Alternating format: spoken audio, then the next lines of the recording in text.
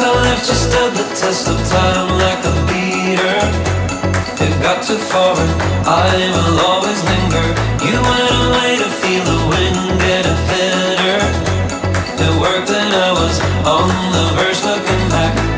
We had all the reasons to split, and we made it final, went into forever. The decay was double the fall, went from nothing to less, went into forever. Yes! Welcome to the Rolls-Royce Dawn. In typical style, they have delivered me a drop head in the middle of February on the one day that we've been hit by a storm known as Doris. So yeah, perfectly timed to drop the roof on this, but it is what it is. And if anything, it'll be a laugh doing it in 90-mile-an-hour headwinds.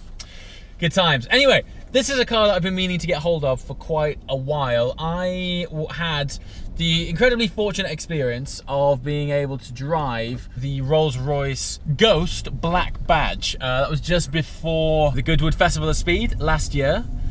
And when I was in that car, I was pleasantly surprised by how dynamic it was. Now, don't get me wrong, that was the Black Badge, and as the name suggests, it was mildly pimped compared to your standard roller. Now, the Dawn is based on the Wraith architecture, so this does actually have the engine in it from the Wraith. It is the same 6.6 litre V12. However, because the ethos of the Dawn is a little bit more chilled, a little bit more cross-continental cruiser, roof down, the engine is actually detuned somewhat. So the Wraith is running 624 brake horsepower, incredible, whereas the Dawn is punching out 563. So needless to say, it's not hanging around, but it is of the ethos that it's designed to chill a bit more. You are floating, wafting along on a bed of air, and I'm here today to experience what it's like. Truth be told, I am this year shopping for new cars. Now, I'm not saying that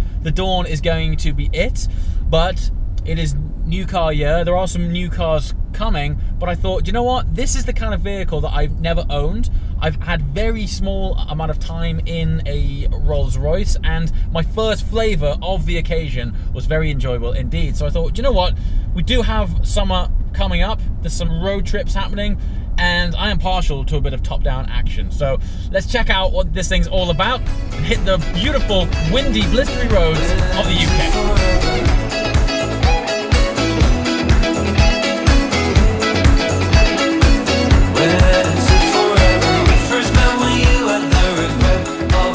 I drove to collect the Dawn in the 675 LT.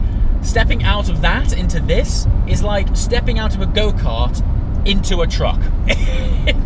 You forget. When you see these things on the road, okay, you're aware that they have road presence and they're a big car. It's not until you're in it that you are piloting a road yacht.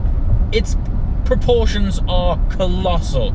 And even its ride height, now it doesn't look like an SUV, but when you're passing conventionally normal cars, you are like, yeah, I say, how goes it down there, sir?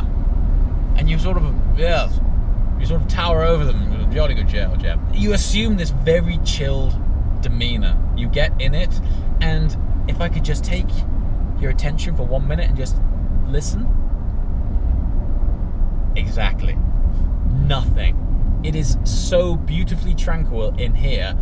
This is running a 6.6 litre V12 petrol engine, and when I started it up, I wasn't aware that it had started up.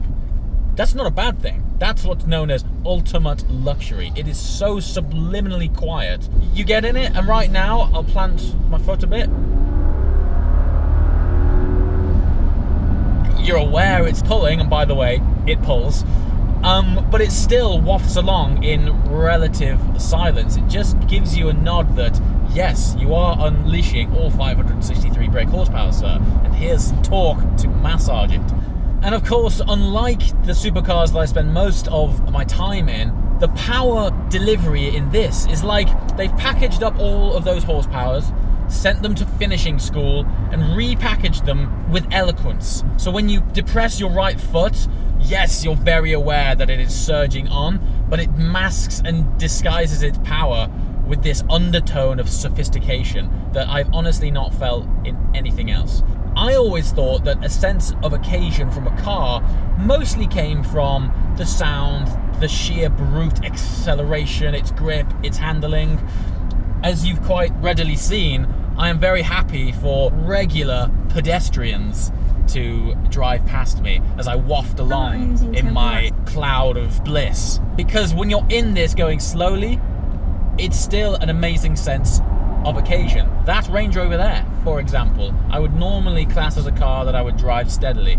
Right now, I am the slowest car on the road, and I reckon I'm having the best time.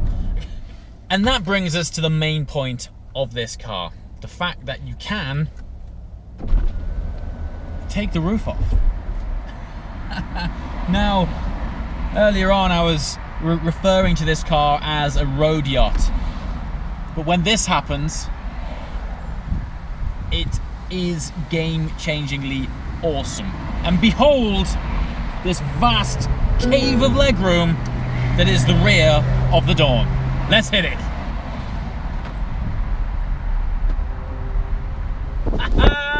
Game changed.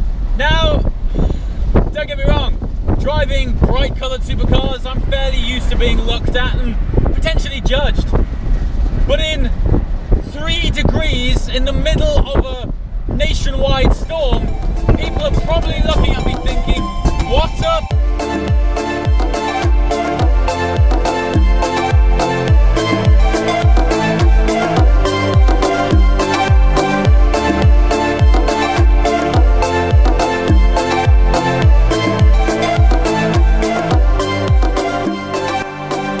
The other thing that's really cool about this car, of course, that it is 4-seater, which means when you're balling about with your mates, they can all come along. There's nothing like the camaraderie of a bunch of you in an awesome car, drop top down.